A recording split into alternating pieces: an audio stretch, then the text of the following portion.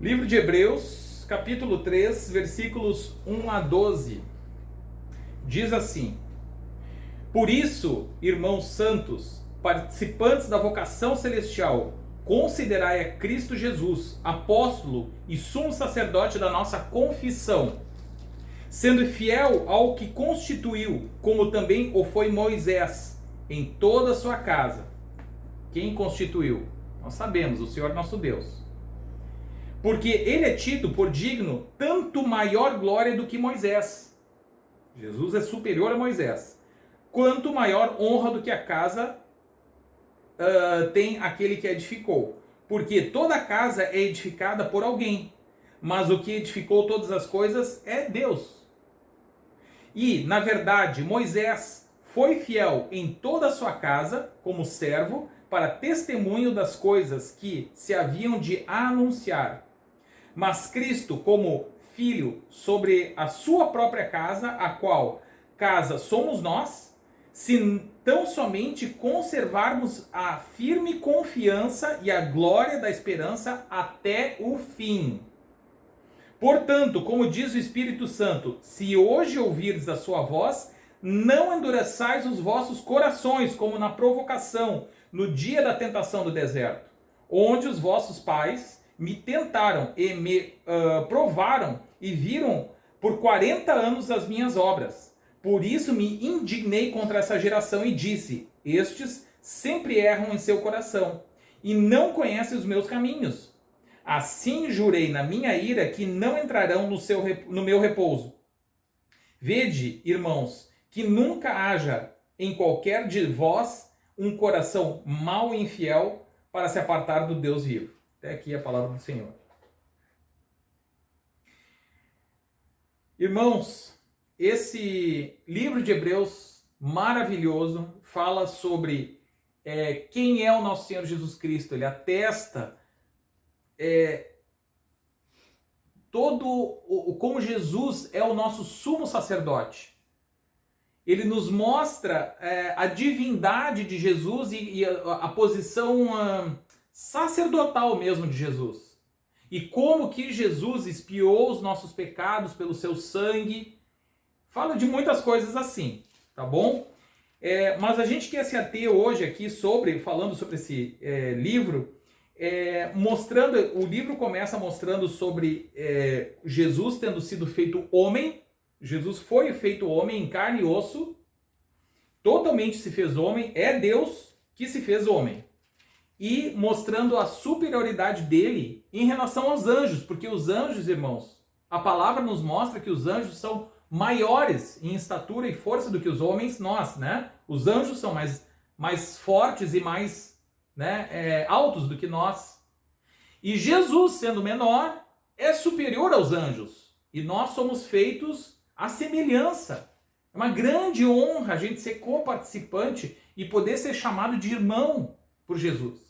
Então, o livro começa nos mostrando essas coisas, e aqui ele entra para mostrar, irmãos, sobre a questão do sacerdócio de Jesus e de como Jesus, porque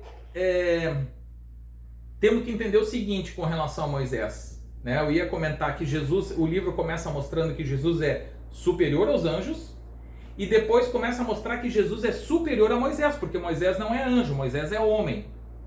Então, está colocando Jesus no seu lugar, está retratando a divindade dele. E a posição que ele está, que é sentado à destra de Deus. Então, para nós termos essa firme confiança na pessoa de Jesus. Tá? E aí ele começa a falar de Moisés. É isso que nós estamos lendo aqui no capítulo 3. E aí a palavra começa a nos mostrar sobre Jesus em relação a Moisés. Porque, irmãos, no tempo dos evangelhos, o que aconteceu foi o seguinte: muitos dos judeus, eles achavam que Jesus estava indo contra Moisés. Nós não vamos ler aqui, mas se os irmãos lerem os evangelhos fica muito claro. Ou por cegueira mesmo, eles não estavam enxergando, eles achavam que Jesus ia contra Moisés. Sendo que Jesus diz isso, acho que em João 5 ou João 6, eu estou um pouco na dúvida, que na verdade Moisés apontou para Jesus. Ele não vai contra Moisés. E mais do que isso, ele diz assim, ó, esse Moisés que vocês estão dizendo que eu sou contra, esse é o Moisés que vai julgar vocês. Entende, irmãos? Então, assim, Moisés não só ele não é contra Jesus, ele é a favor de Jesus, Moisés. Coloca Jesus, vamos dizer, acima. Moisés não vai questionar a autoridade de Jesus. A autoridade de Jesus é superior a Moisés. E o próprio Moisés reconhece isso no plano celestial. Isso fica claro. Então, não há uma contraposição do Antigo Testamento com o Novo. O Novo é uma sequência do Antigo. E o próprio Moisés, que é uma figura central do Antigo Testamento, aponta para Jesus. E coloca Jesus nesse lugar, nesse patamar superior. Quem coloca contra eram os próprios líderes religiosos daquele tempo, que não só eram contra Jesus, como eram contra Moisés. E esse Moisés a quem eles eram contra, há de julgar eles. Então, a figura de Moisés, o nome de Moisés naquele tempo dos religiosos judeus, era usado para perseguir as coisas que o Espírito Santo queria fazer. É isso que estava acontecendo. Bom, então o livro começa mostrando, nesse capítulo 3, mostrando essa excelência do ministério de Jesus, a excelência que ele tem no plano celestial, e nos faz uma advertência. Como diz aqui no versículo 6, mas Cristo, como filho sobre a sua própria casa, qual somos nós, se, condicional, se é um condicional, se tão somente conservarmos firme a confiança e a glória da esperança até o fim. Até o fim. Portanto, como diz o Espírito Santo, se hoje ouvires a sua voz, de novo, não endureçais os vossos corações, como na provocação do dia da tentação do deserto. E essa não é a única palavra, irmãos. Nós lemos algum tempo atrás sobre esse tempo, que inclusive foi aquele nós comentamos sobre essa pregação que foi ao ar, esse tempo onde o apóstolo Paulo fala justamente isso, uma repreensão falando desses 40 anos no deserto e como esse povo desagradou a Deus. Pessoas que foram chamadas, ouviram a promessa. Pessoas ouviram a promessa de Deus, ouviram a voz de Deus e desagradaram ao Senhor. É isso, e é um chamado aqui a não endurecer o coração, irmãos. Não endurecer o coração quando se escuta a palavra de Deus. Seguindo nossa própria vontade, os nossos próprios desejos, como no dia do deserto. Nós vamos ler palavras, irmãos, à medida que a gente avançar, que confirmam, nós vemos como a palavra ela se confirma, não é? Por isso me indignei, o Senhor se indignou com aquela geração. Como naquela palavra que nós lemos também, onde Paulo deixa claro, e ele repete essa palavra. Independente, esse livro aqui de Hebreus não é claro quem escreveu, há aqueles que dizem que foi Paulo, outros que dizem que não. Não vamos entrar nisso, né? Mas Paulo, ele falou exatamente a mesma coisa, irmãos. Exatamente, exortou em cima dessa palavra, dessa. Então, irmãos, vamos para Salmo 95, que diz assim: vinde, cantemos ao Senhor, jubilemos a rocha da nossa salvação. Apresentemo-nos ante a sua face com louvores e celebremo-lo com salmo. Porque o Senhor é Deus grande e Rei grande sobre todos os deuses. Nas suas mãos estão as profundezas da terra e as alturas dos montes são suas. Seu é o mar e ele o fez. E as suas mãos formaram a terra seca. Ó, vinde, adoremos e prostremo-nos, ajoelhemo-nos diante do Senhor que nos criou. Porque Ele é nosso Deus e nós, povo do seu pasto e ovelhas da sua mão. Se hoje ouvirdes a sua voz, não endureçais os vossos corações, assim como na provocação e como no dia da tentação do deserto. Quando os vossos pais me tentaram e me provaram, e viram a minha obra, 40 anos estive desgostado com essa geração e disse: é um povo que erra de coração e não tem conhecimento dos meus caminhos, a quem jurei na minha ira que não entrarão no meu repouso. É o que aqui o autor de Hebreus estava dizendo.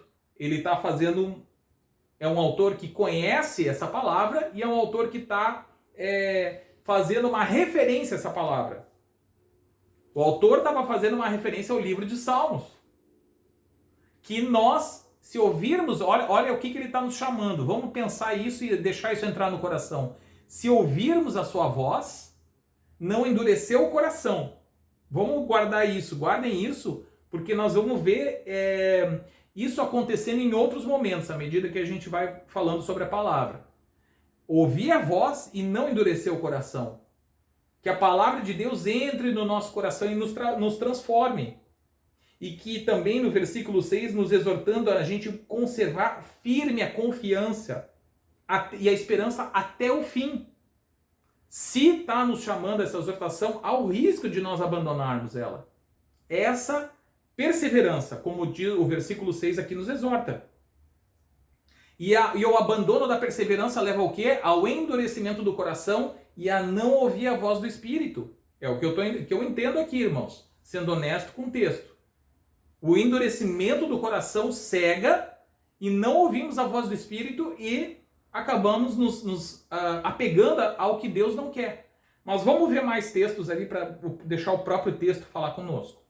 Vamos para o versículo... Hebreus aqui, seguindo na leitura do 13 ao 15, irmãos. Tá? Aqui mesmo, em Hebreus. Tá? Eu vou ler ali, do 13 ao 15. Então, voltando para a leitura de Hebreus 3, capítulo 3, versículos 13 a 15. É a sequência da nossa leitura. Nós demos uma passadinha em Salmos, agora voltamos para cá. Que diz assim: antes, exortai-vos uns aos outros todos os dias. É o que nós fizemos aqui, irmãos. Nós nos exortamos mutuamente durante o tempo que se chama hoje, para que nenhum de vós se endureça pelo engano do pecado. O que endurece o coração? O engano do pecado. Porque nos tornamos participantes de Cristo se, de novo, se, duas vezes condicional, irmãos. No versículo 6 e agora de novo uma condicional. Se retivermos firmemente o princípio da nossa confiança até o fim.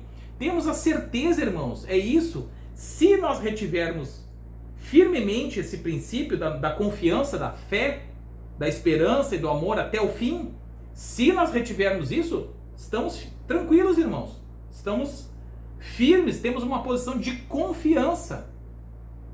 Não há uma posição de temor, não. Nosso Deus não é um Deus de medo, é um Deus de amor e de confiança. Mas é um Deus de temor também, é um Deus de temor não no sentido de medo, de reverência, nesse sentido. Mas há uma necessidade de nós cumprirmos a nossa parte e reter. Se retivermos firmemente o princípio da nossa confiança até o fim. Versículo 15. Enquanto se diz, hoje, se ouvires a sua voz, repetindo. Já está repetindo para se fazer salientar, né? Não endureçais os vossos corações, como na provocação. De novo está fazendo uma referência a Salmo 95. Tudo isso aqui faz um grande apontamento para Salmo 95. Não endureçais os vossos corações como na provocação. Então, esse é o chamado de não nos deixar endurecer como? Pelo engano do pecado.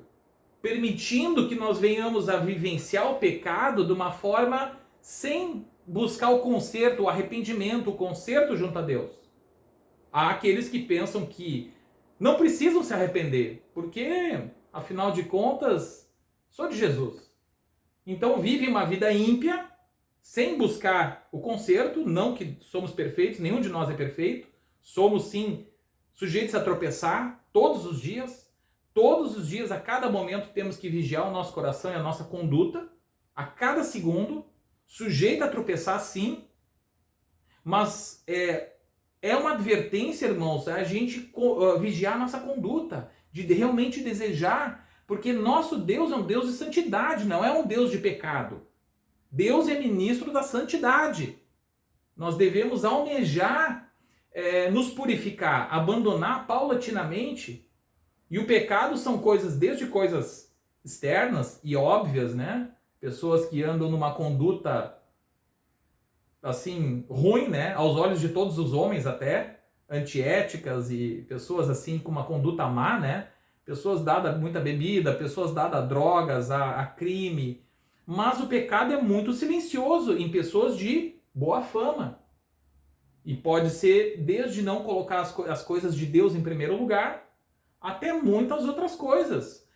Inveja, ciúmes, pecados silenciosos, que também endurecem o coração, irmãos. Outros pecados silenciosos de homens de boa fama endurecem o coração. Que nós vigiemos para nos arrepender disso. Esse é o chamado. O chamado de Jesus é o arrependimento. É uma vida de buscar nos purificar como? Através do arrependimento que nos purifica pelo sangue de Jesus. Confissão de pecados ao Senhor. Esse é o chamado. Então, à medida que a gente anda nesse caminho e retendo firmemente, como diz no 14, o princípio da nossa confiança até o fim, sim, estamos em paz com o Senhor. Mas que nós venhamos a buscar não endurecer o coração ao Espírito Santo, as coisas do Espírito. E isso é um caminho mau. Não darmos ouvidos às coisas do Senhor, à palavra, às coisas, ao que o Espírito Santo, que ele age e ele fala com cada um de nós, fala como igreja, mas fala individualmente com cada um de nós, irmãos. Busquemos ele em oração. Deus tem um propósito individual também com cada um de nós, coletivo também, né? Mas individual também, que nós venhamos a buscar ouvir a voz do Espírito. Evangelho de Mateus, capítulo 24, versículos 10 a 14. Mateus 24, 10 a 14, diz assim: nesse tempo, está falando de qual tempo? Do tempo do fim dos tempos, da volta de Jesus. O fim dos tempos, irmãos, nós temos que olhar com bons olhos, não com maus olhos, não com medo. O fim dos tempos temos que dar glórias a Deus. Louvado seja o nome do Senhor, porque é o tempo da volta de Jesus, irmãos. Nós não amamos a volta de Jesus? Glórias a Deus que vai acabar os tempos, porque essa terra é um lugar de peregrinação, não é a nossa morada eterna. Então, glórias a Deus, o mundo vai acabar. O mundo acabar é uma coisa, na verdade não é o mundo acabar, né? É esse tempo acabar e Jesus voltar, né? É isso que nós ansiamos, mas vamos lá. Nesse tempo, que é o próximo à volta de Jesus, serão muitos escandalizados e trair-se-ão uns aos outros, e uns aos outros se odiarão. E surgirão muitos falsos profetas e enganarão a muitos. A apostasia acontecendo, né? Inclusive no meio da igreja. E por se multiplicar a iniquidade, o que é iniquidade? Iniquidade é o pecado. O que nós estávamos lendo em Hebreus que endurece o coração? O engano do pecado. Nós lemos isso no versículo 13, Hebreus 3:13. Tá. No 12 aqui. Por se multiplicar a iniquidade, o amor de muitos se esfriará.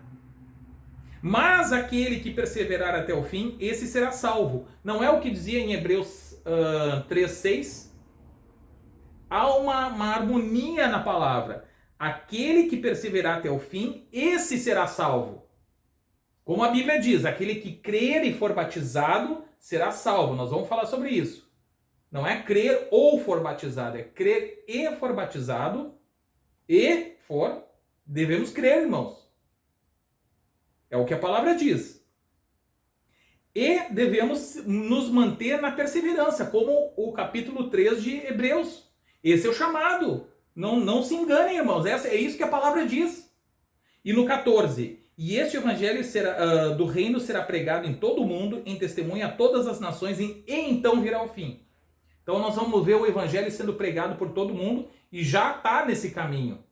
O ponto aqui é falando desse tempo do fim, e do que faz aqui? Falsos profetas, multiplicação da iniquidade, e pessoas se apostatando da fé. que é justamente o que o capítulo 3 de Hebreus nos exorta a não abandonar a fé e nos reter, perseverarmos firme na confiança até o fim, como diz no versículo 6 do capítulo 3 de Hebreus, e nos tornarmos participantes de Cristo, no versículo 14, se retivermos firmemente o princípio da nossa confiança, de novo fala, até o fim. A perseverança, irmãos, não é uma opção na vida do crente. Não vejo isso. Nós vamos seguir na leitura, irmãos, e vamos entender como essas coisas passam pelo pecado, como fala da fé, e o que a fé faz, qual é o efeito da fé, né? Para que nós tenhamos a perseverança. Vamos seguir na leitura para deixar o texto falar por si mesmo, né? Hebreus capítulo 3, versículo 16 a 19, diz assim: porque havendo-a alguns ouvido, ou provocaram, ouvido o quê? Ouvido a voz do Senhor, mas não todos os que saíram do Egito, por meio de Moisés. Mas com quem se indignou por 40 anos? Com quem Deus se indignou por 40 anos? Não foi porventura com os que pecaram, cujos corpos caíram no deserto? Olha o engano do pecado operando a incredulidade e o esfriamento do amor, como nós vimos em Mateus 24. Porque nós devemos perseverar, irmãos, eu não estou comentando ainda sobre isso, perseverar no quê? Na fé, na esperança e no amor. Tá vendo? O pecado, o que ele faz? Ele vai te tirar isso, como diz ali na perseverança, no capítulo 24. Que não, aquele que perseverar até o fim, esse será salvo. Jesus disse isso. Jesus. Então, se algum teólogo diz outra coisa contra a questão da perseverança e quer nos dar uma falsa segurança, tá errado o teólogo, né? Tá certo o que Jesus disse. E a gente vê que Jesus diz isso logo depois que ele fala da questão do esfriamento do amor. Devemos perseverar na fé, porque aqui é uma exortação a permanecer na fé, irmãos. Aqui em Hebreus 3. Devemos perseverar na fé, na esperança e no amor. É nisso. Nisso. E o pecado nos distancia disso. Vai nos tirar desse caminho da perseverança na fé, na esperança e no amor. No amor a quê? A Deus em primeiro lugar, aos irmãos em segundo lugar, a obra que o Senhor realiza, a tudo isso aí. E perseverança por quê? Porque com traições acontecendo, Jesus mesmo diz, traições hão de acontecer. Escândalos na igreja, irmãos, não se iludam. São coisas que machucam o nosso coração. Traições acontecendo na igreja, apostasia, absurdos acontecendo muitas vezes em ministérios que nós ouvimos falar, e hoje com a internet mais ainda, coisas absurdas acontecendo, absurdas. Homens pregando heresias, como nós vemos isso no YouTube, e pessoas aplaudindo, o engano tomando conta, e realmente, né, isso dificulta, isso nos, né, e nós queremos manter firmes e fiéis à palavra do Senhor, né? A apostasia a gente vê tomando lugar nessa questão dos falsos profetas, né? Mas nós devemos buscar perseverar realmente só na palavra. Vamos retomar aqui no 17, aqui, né? Com quem o Senhor se indignou por 40 anos? Não foi porventura com os que pecaram, cujos corpos caíram no deserto? 18. E a quem jurou que não entrariam no seu repouso, senão os que foram desobedientes? E vemos que não puderam entrar da sua incredulidade, por causa da sua incredulidade. Então, o que é esse é o ponto, irmãos. Não é se pecamos ou não. Pecamos, irmãos. Somos falhos. Não é isso se temos um advogado, que é Cristo. A questão é, nós nos damos por satisfeito que pecamos e tudo bem? Ou queremos perseverar num caminho de santidade? Porque a palavra também diz, sede santo porque eu sou santo. Né? Então, que nós venhamos a abrir o nosso coração para isso, porque a incredulidade, olha o 19, a incredulidade, ela vai fazer com que nós pequemos e a gente não se dê conta. A incredulidade. e a palavra não diz quem crer e for batizado esse será salvo, está vendo que há um perigo de nos distanciar e a incredulidade entrar no nosso coração. E a apostasia nada mais é do que incredulidade. Há pessoas hoje falando em atualizar a Bíblia. E isso é incredulidade, porque a Bíblia é a palavra de Deus. É incredulidade. A incredulidade vai gerar esses frutos. E eles ainda chamam aqueles que buscam a palavra e a Bíblia, chamam esses de termos, né, de que falta amor, né? Não, quem prega essas coisas que estão na Bíblia não tem amor. Há ministros hoje que se dizem evangélicos que dizem isso. Mas a gente vê no 19 que a causa, parece que de tudo, é a incredulidade. Ó, tá ali, ó, vou ler de novo. Não, vemos que não puderam entrar por causa da sua incredulidade. Quem crer e for batizado será salvo. É necessário perseverarmos na fé, irmãos. Fé, esperança e o amor. É isso que diz. E o próprio Paulo, na carta a Timóteo, na epístola 1, na epístola 2 a Timóteo, ele exorta Paulo nesse caminho também. Que há o risco e a fé de alguns se corromper. Ele exorta Timóteo a conduzir a igreja de modo que os ouvintes, as ovelhas, venham a crescer na fé. Né? Para que sejam firmados na certeza da salvação. Mantendo viva essa chama. E não tratando a igreja como uma instituição humana. Né? Mas vamos adiante, irmãos. Então, Atos 7, versículos 47 a 53, diz assim. Isso aqui é o discurso de Estevão, irmãos, antes de eu entrar nele. Estevão estava para ser apedrejado aqui. Inclusive, Paulo estava lá. O apóstolo Paulo estava lá e foi conivente com esse momento. Tá? Estevão estava para ser apedrejado e antes dele ele dá um discurso, porque ele era acusado de falar contra o templo e contra Moisés. Isso que nós estávamos falando no início da palavra. Que os cristãos, os crentes, eles pregavam contra Moisés, essa era a alegação dos judeus. Contra Moisés e contra o templo, porque o templo ainda não tinha sido destruído ainda pelo Império Romano naquele tempo. Né? E aí ele dá um discurso, eu não vou entrar aqui em todo o discurso, mas ele diz que ele não está pregando contra nem Moisés e nem contra Deus, e nem contra o templo. E aqui ele fala, do 47 a 53, ele está falando do templo.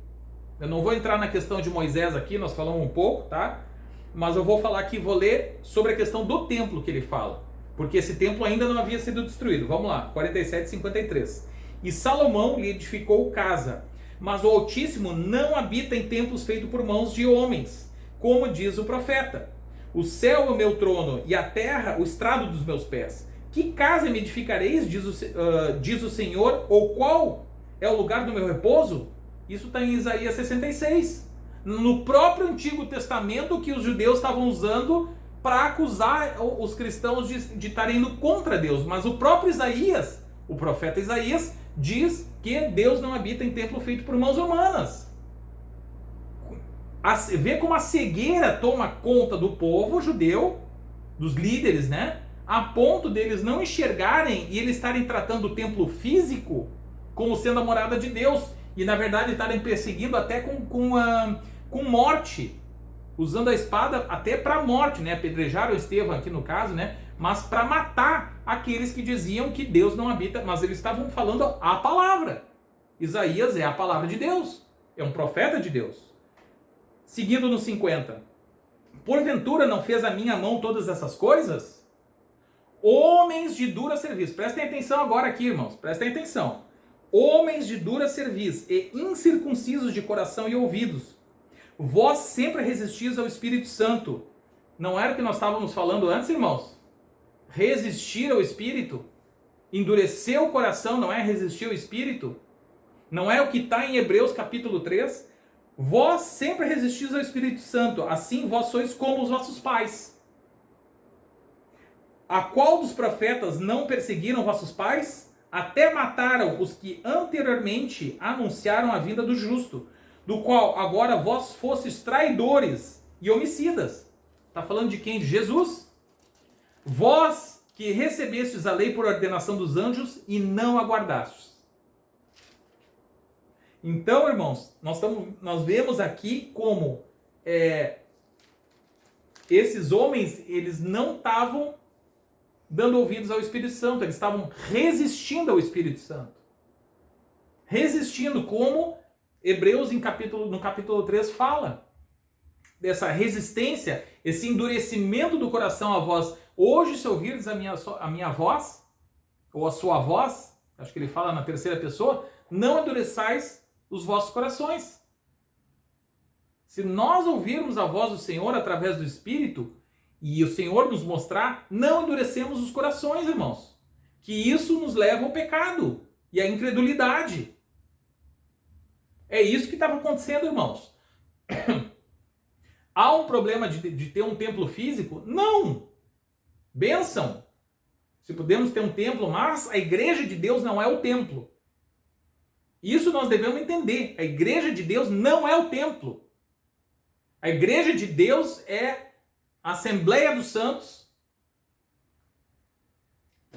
guiada pelo Espírito do Senhor. É isso. Há uma ordem, não é uma igreja se forma de qualquer jeito. Também não vou entrar nisso agora, né, irmão? Se a gente ler a palavra, vai ficar claro como o apóstolo Paulo formava igrejas. Mas se pudermos ter um templo físico, construído num terreno com tijolo e cimento e tudo mais, amém. Glórias a Deus. Não há um problema nisso. É um local onde as pessoas podem se reunir, orar, mas há igreja que são nas casas, irmãos, também. Não é só para nós desapegar dessa questão. E também aqui o propósito da pregação de hoje não é falar se, né, é mais nos atermos a como o pecado gera cegueira. Como o risco de nós vigiar para não endurecer o nosso coração e não darmos ouvidos às coisas que o Senhor nos diz. Porque o templo físico, no tempo dos judeus, era uma fonte de riqueza, irmãos. Financeira falando. Né? Muitas pessoas iam para lá para sacrificar e gerava todo um movimento de dinheiro em torno daquilo. Então, um dos motivos, né, que a gente consegue subentender deles estarem defendendo tanto o templo físico, não era a fé em Deus. Era sim a defesa do meio de sustento deles. Mas enfim, também o ponto é esse, né? Mais a gente, mesmo que a gente não tenha esse problema com a avareza, mas nós somos, irmãos, nosso coração não é bom, ele é mau. Nós devemos vigiar para nós, como se aplica a palavra a nós. Porque quem convence o homem do pecado é o Espírito Santo. Então, abrir o nosso coração para que o Espírito Santo nos convença do pecado do irmão, do vizinho, do outro, do nosso pecado. Do nosso pecado. E que a gente não venha ser conivente com o pecado. Não, pode pecar. Não, irmãos. O pecado é o que fez Jesus ir para a cruz. Tropeçamos? Amém, temos um advogado. Mas não devemos e não podemos ser coniventes e desejosos, com o coração aberto a isso. Realmente tem que ser algo que nos ofende. Nós pecamos, nós devemos nos entristecer conosco mesmo. Pedimos perdão, agimos de forma a consertar, amém, está perdoado, e aí limpou. Também não devemos deixar com que coisas antigas que Deus já nos perdoou, que o inimigo venha nos acusar. Porque Paulo também diz, há uma exortação de nós abandonar o pecado, mas uma vez abandonado, irmãos, eis que as coisas antigas ficaram para trás, né? Tudo se fez novo. Eu não estou usando as palavras exatas, né? Mas é isso que nos diz. As coisas antigas passaram. Tudo se fez novo. Então, um pecado, uma vez que nós nos arrependemos, pedimos perdão, irmãos, o sangue de Jesus é poderoso para nos limpar e nos perdoar. Devemos tomar posse disso, porque isso é fé também. Lembra que o que causa o pecado é a incredulidade. Então, se nós confiamos em Deus, nós devemos nos arrepender e tomar posse do perdão. Crendo que Deus é poderoso e que não é porque nós somos bons, irmãos. Não é porque somos bons, o sangue de Jesus é poderoso para nos limpar do pecado. O que não deve nos levar de novo a um caminho de conivência com o pecado. Para mim é muito claro, irmãos, estou sendo honesto com o texto. Leiam vocês mesmos depois, assistam de novo o vídeo se quiserem, e leiam o texto por vocês mesmos. Não vejo na palavra um caminho de conivência com o pecado. Pelo contrário, é um caminho de incredulidade querer ser conivente com o pecado. Mas vamos adiante. Hebreus capítulo 4, do versículo 1 em diante. Temamos, pois, que, porventura, deixada a promessa de entrar no seu repouso, pareça que alguns de vós fica para trás. Porque também a nós foram pregadas as boas novas, como a eles. A nós quem? Aos ouvintes desse tempo. Como a eles quem? Àqueles que caíram no deserto nos 40 anos.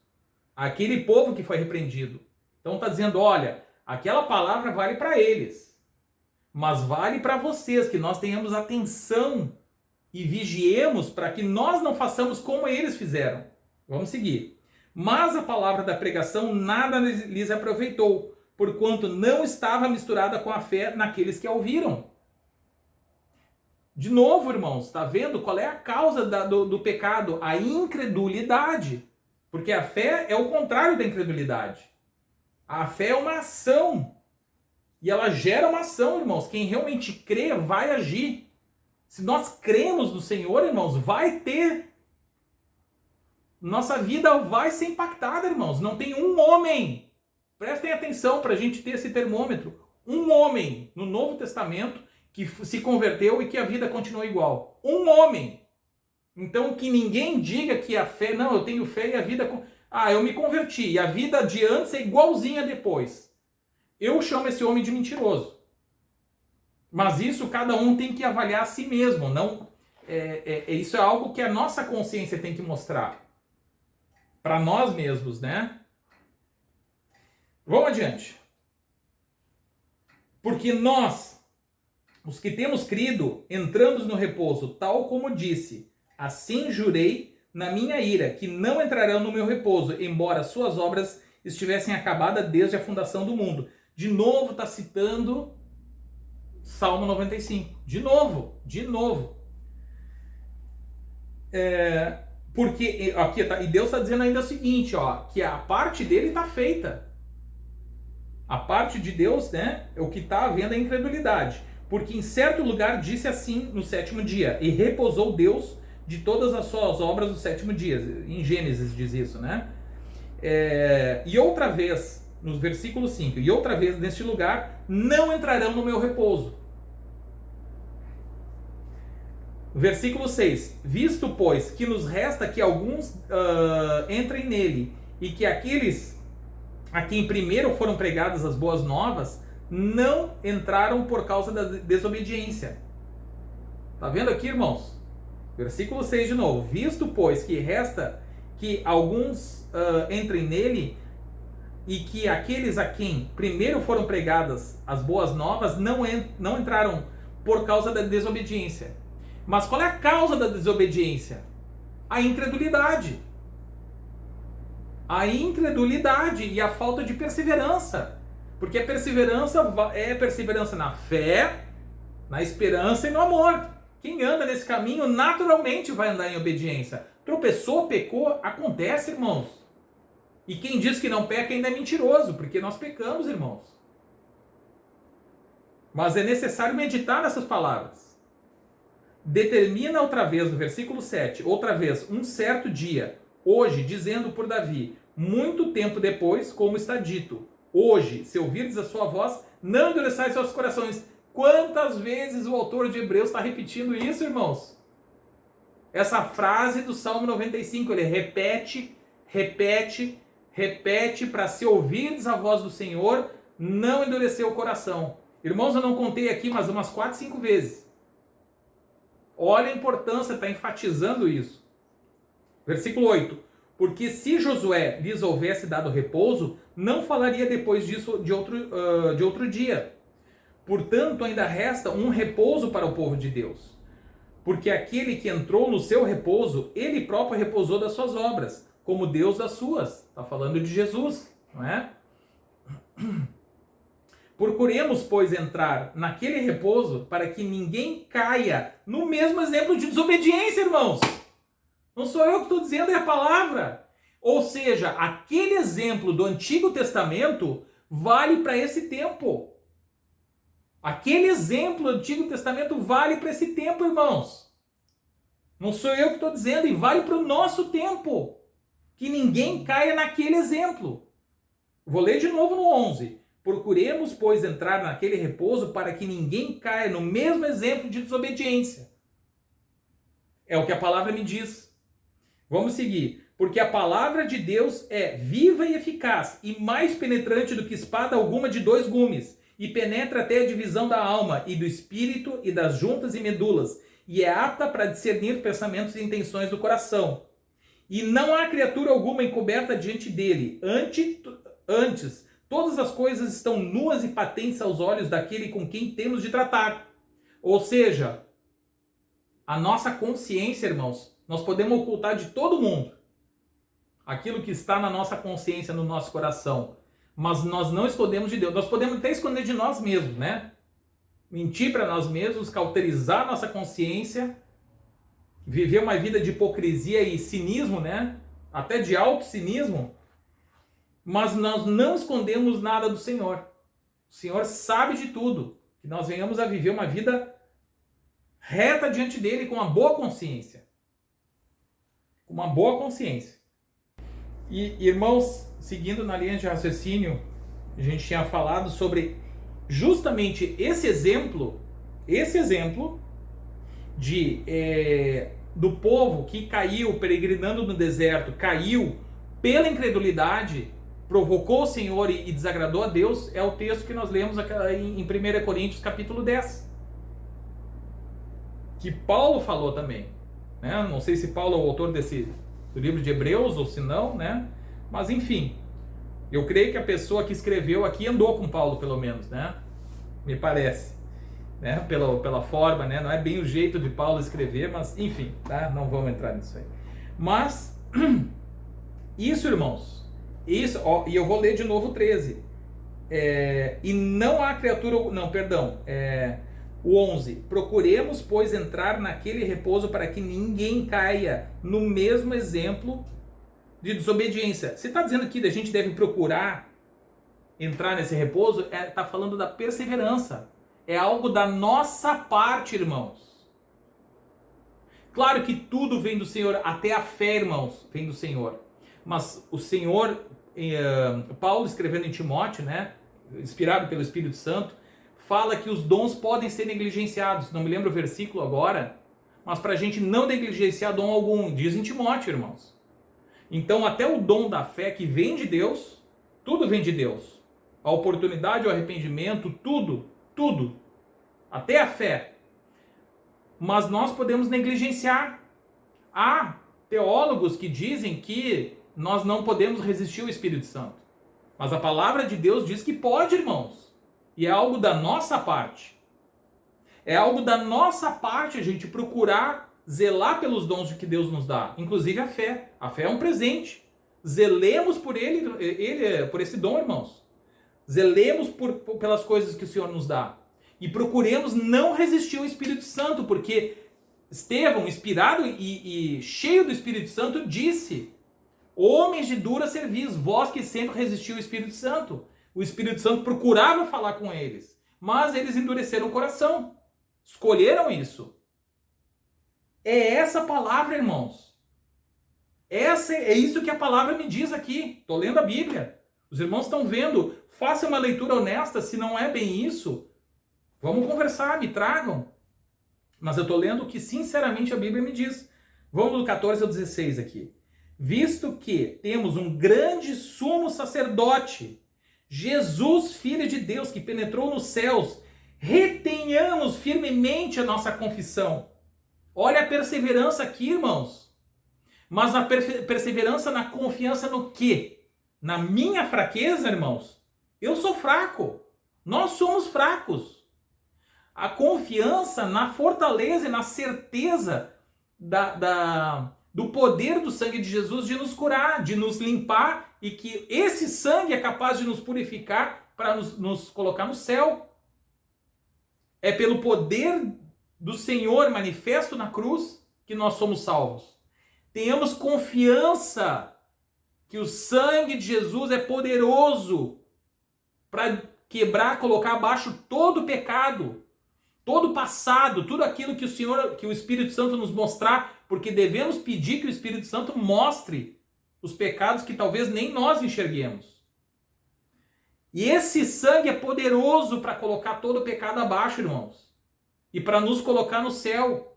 É por esse sangue que nós retenhamos firmemente até o fim, na perseverança até o fim, a confiança nesse sangue, não em nós mesmos.